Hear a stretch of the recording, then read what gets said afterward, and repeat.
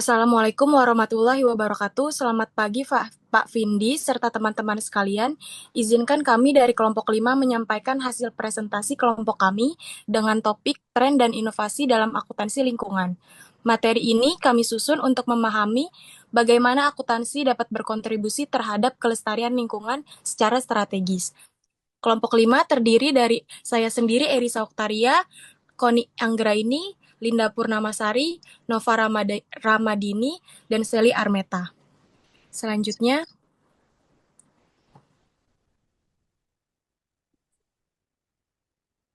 pengertian akuntansi lingkungan.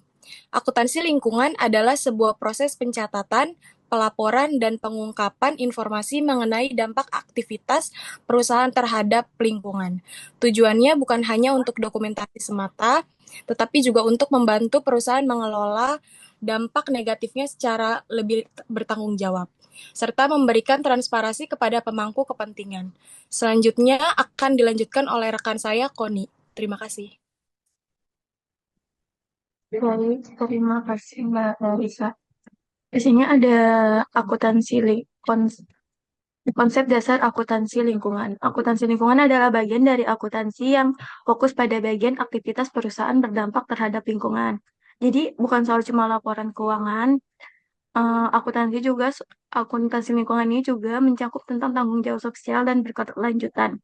Prosesnya meliputi pencatatan, pelaporan, dan pengungkapan, baik itu emisi, limbah, atau resiko hukum dan reputasi terkait lingkungan. Tujuannya agar perusahaan bisa mengelola dan mengurangi dampak negatif terhadap lingkungan sekaligus memberikan transparansi kepada perusahaan pemangku kepentingan seperti investor, pemerintah, dan masyarakat. Akuntansi lingkungan juga mendorong keseimbangan antara tiga aspek utama, yaitu ada ekonomi, sosial, dan lingkungan. Ini eh, ini biasanya disebut prinsip keberlanjutan. Informasi ini juga bisa dimasukkan dalam laporan keuangan atau sustainability report. Next.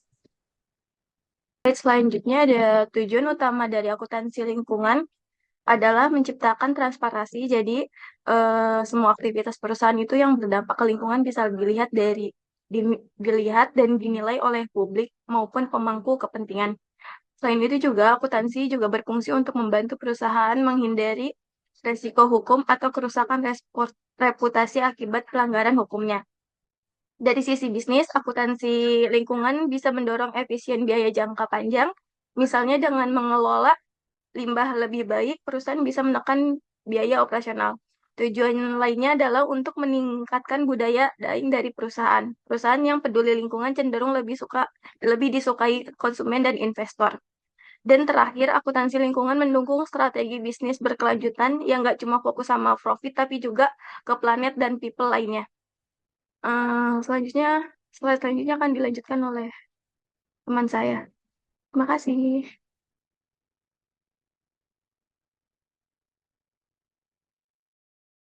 Oke, selanjutnya ada fungsi akuntansi lingkungan. Di sini ada internal dan eksternal. Yang internal terdiri dari dasar pengambilan keputusan manajerial. Ini berupa memberi data akurat mengenai biaya lingkungan, konsumsi sumber daya, dan emisi, sehingga manajemen dapat menentukan langkah strategis yang tepat. Yang kedua ada menghitung biaya lingkungan dan efisiensi investasi. Di sini mengidentifikasi dan menghitung biaya yang berkaitan dengan lingkungan seperti pengelolaan limbah, emisi energi, dan air. Yang kedua, eksternal, ada sarana komunikasi ke publik, investor, dan pemerintah, berupa penyampaian informasi kepada publik, investor, dan pemerintah mengenai tanggung jawab dan upaya perusahaan terhadap isu lingkungan. Kemudian ada membangun reputasi perusahaan.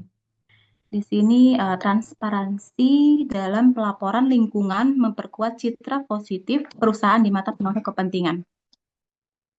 Dasar hukum atau undang-undang dan PSAK terkait akuntansi lingkungan. Yang pertama ada Undang-Undang Nomor 32 Tahun 2009 tentang perlindungan dan pengelolaan lingkungan hidup. Di sini isinya itu mewajibkan setiap perusahaan untuk melakukan upaya pencegahan, pencemaran, dan kerusakan lingkungan termasuk laporan dampak lingkungan. Yang kedua ada PP nomor 47 tahun 2012, yaitu tanggung jawab sosial dan lingkungan, mengatur bahwa perusahaan wajib melaksanakan dan melaporkan kegiatan tanggung jawab sosial dan lingkungan, termasuk pengeluaran dana dan dampaknya. Yang ketiga ada PSAK 157, ISAK 29, yaitu penyajian laporan dan provisi kewajiban lingkungan. Di sini PSAK 1 terkait penyajian laporan keuangan termasuk pengungkapan isu lingkungan jika relevan secara material. Kemudian ada PSAK 57 terkait provisi untuk mewajibkan masa depan termasuk biaya lingkungan seperti pembersihan limbah. Lalu ada ISAK 29 terkait mengatur provisi untuk aktivitas reklamasi, restorasi, atau rehabilitasi lingkungan. Kemudian yang terakhir ada GRI standar, yaitu standar pelaporan keberlanjutan global. Ini biasanya digunakan untuk menyusun laporan keberlanjutan atau sustainability report yang mencakup aspek lingkungan, sosial, dan tata kelola. Oke, saya selanjutnya akan dilanjutkan oleh Erisha. Silakan. Nova, sorry. Ya, baik. Terima kasih, Kak Linda. Slide selanjutnya akan dilanjutkan oleh saya. Berikut merupakan slide tren terkini dalam akuntansi lingkungan. Tren akuntansi lingkungan saat ini meliputi laporan keberlanjutan, penilaian ESG atau Environmental, Social, and Governance, akuntansi karbon, dan digitalisasi.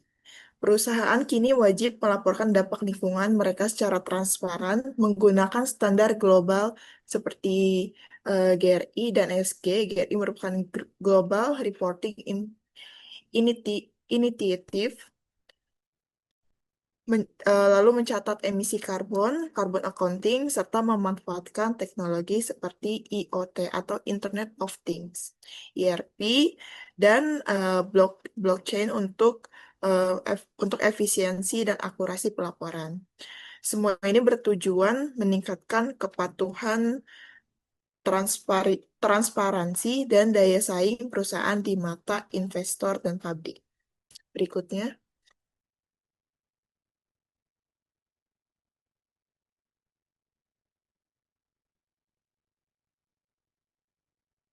Oke, berikutnya yaitu inovasi akuntansi lingkungan. Inovasi akuntansi lingkungan meliputi contoh seperti EMA, Environmental Management Accounting, yaitu merupakan sistem akuntansi yang mengintegrasi data keuangan dan teknis. Lalu berikutnya ada Green Accounting. Green accounting ini penilaian jasa ekosistem dan biaya pemulihan. Green accounting ini dia mencakup pendekatan makro dan mikro perusahaan untuk menghitung dampak ekonomi aktivitas terhadap lingkungan. Lalu berikutnya ada pelaporan digital ESG.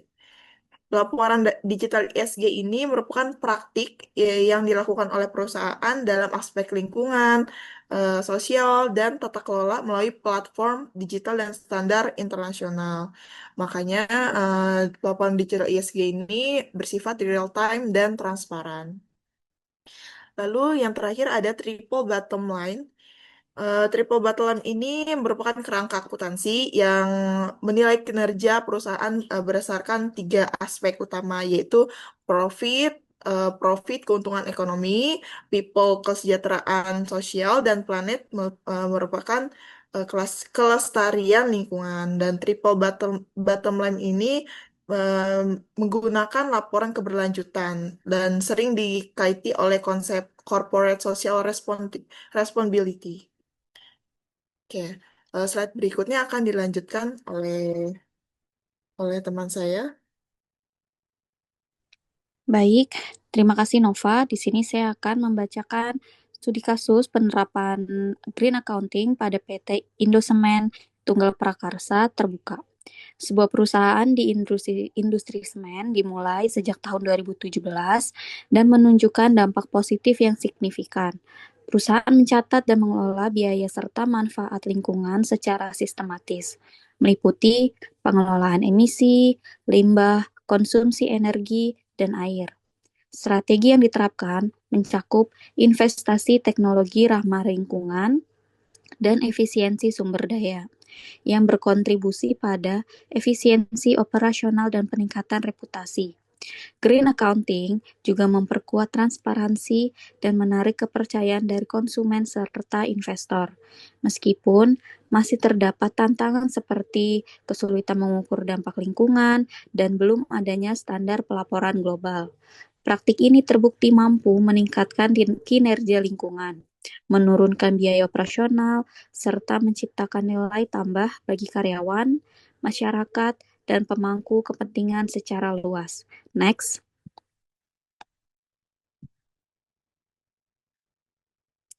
Kesimpulannya, akuntansi lingkungan merupakan pendekatan strategis yang mengintegrasikan aspek pelestarian lingkungan ke dalam sistem keuangan dan operasional perusahaan secara menyeluruh dan transparan. Melalui pemanfaatan teknologi digital, pelaporan berbasis prinsip keberlanjutan, serta pengukuran emisi dan dampak lingkungan, perusahaan dapat meningkatkan efisiensi operasional, memperkuat reputasi, dan memenuhi ekspektasi pemangku kepentingan. Praktik ini telah terbukti memberikan kontribusi positif baik dalam pengelolaan risiko maupun dalam peningkatan daya saing di pasar. Namun, keberlanjutan implementasi akuntansi lingkungan sangat bergantung pada dukungan regulasi yang memadai, kesiapan sumber daya manusia dalam memahami prinsip keberlanjutan, serta adanya standar pelaporan yang seragam dan kredibel untuk menciptakan dampak yang berkelanjutan dan luas. Selanjutnya,